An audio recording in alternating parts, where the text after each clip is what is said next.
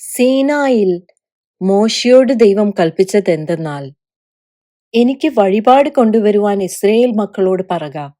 നല്ല മനസ്സോടെ തരുന്ന ഏവനോടും നിങ്ങൾ എനിക്ക് വേണ്ടി വഴിപാട് വാങ്ങണം. ഖദിരമരം കൊണ്ട് ഒരു പെട്ടകമുണ്ടാക്കണം. അത് മുഴുവനും തങ്കം കൊണ്ട് പൊതിയണം.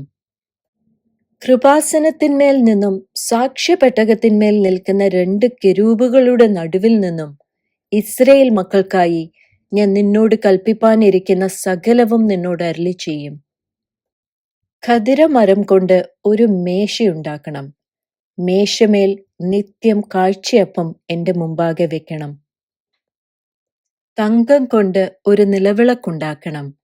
നിലവിളക്ക് അടിപ്പു പണിയായിരിക്കണം. ദൈവം ദൂരത്ത് നിൽക്കുവാനല്ല, അവരുടെ നടുവിൽ വസിപ്പാൻ ആഗ്രഹിച്ചു.